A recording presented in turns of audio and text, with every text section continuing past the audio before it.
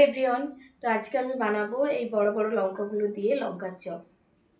বড় সাইজের লঙ্কা, এখানে সেদ্ধ আলু, বেসন, পেঁয়াজ কুচি, ধনেপাতা কুচি আর রসুন আর লবণ, হলদি, লঙ্কা গুঁড়ি, এখানে আছে বেকিং সোডা আর মৌরি, আর এখানে ভাজা গরম মশলা, ব্যাস তেল, এইগুলোই আমাদের লাগছে।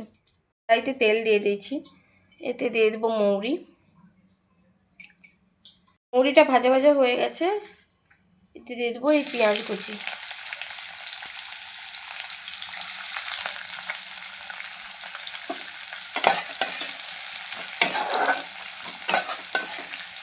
পেঁয়াজটা ভাজা হয়ে যাবে, এরপরে রসুন কুচিটা দিয়ে দেবো। এখানে ভাজা ভাজা হয়ে গেছে, এবারে আমি এতে রসুন কুচি দিয়ে দেবো। রসুনটাকে যে থেতো করে রেখেছিলাম ওটা দিয়ে দেবো। ওটা দিয়েও খুব সুন্দরভাবে কষাতে হবে।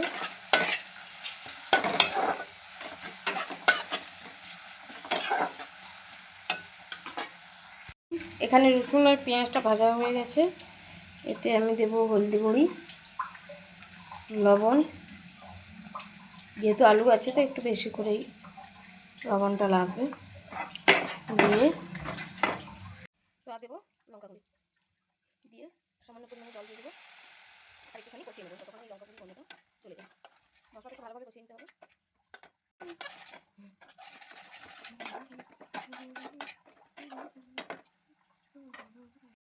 তো লঙ্কাগুলোকে এভাবে কেটে ভিতরে বীজগুলো বের করে নিতে হবে। তো একটা আমি করে দেখাচ্ছি, এভাবে চাকু দিয়ে কেটে এরকম পাতলা চামচ নিয়ে ভেতরের যে দানাগুলো সেগুলো ফেলে দিতে হবে।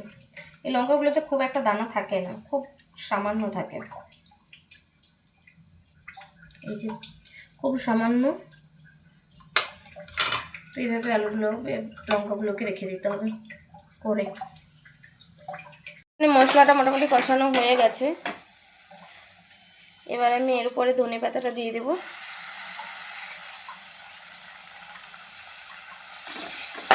ধনে পাতাটা দিয়ে একটু সামান্য নাড়াচাড়া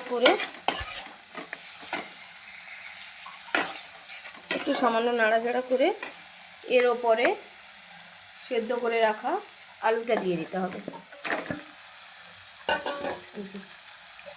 এবার এই সেদ্ধ আলুটাকে খুব ভালোভাবে মশলার সাথে কষিয়ে নিতে হবে। আলুটা খুব বেশি সিদ্ধ করলে হবে না, যে একদম গলে যাবে এরকম আলু সঙ্গে, একটু শক্ত শক্ত থাকবে, আলুটাকে সিদ্ধ করতে হবে। তো এইটা মশলার সঙ্গে খুব ভালোভাবে কষিয়ে নিতে হবে। তো আলুটা কষানো হয়ে গেছে, এতে আমি ভাজা গরম মশলা দিয়ে দেবো।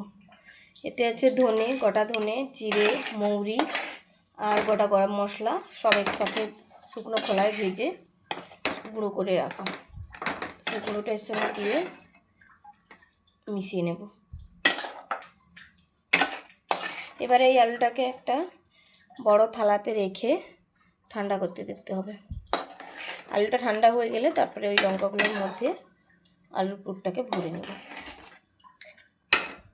তো এই আলুটা হয়ে গেছে, এই আলুটা কিছুক্ষণ ঠান্ডা করতে দেবো। যতক্ষণ এই আলুটা ঠান্ডা হচ্ছে তার মধ্যে আমরা বেসনের ব্যাটারটা বানিয়ে নেব। তো ব্যাটারটা বানাতে লাগছে একটু লবণ, হলদি, সামান্য লঙ্কার গুঁড়ো, আর লাগছে একটুখানি খাবার সোডা।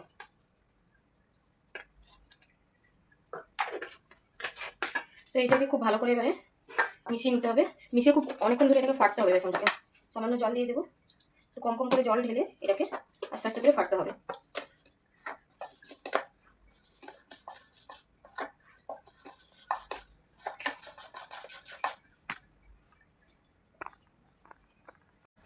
তো বেসনটা আমার ফেটানো হয়ে গেছে ভালোভাবে।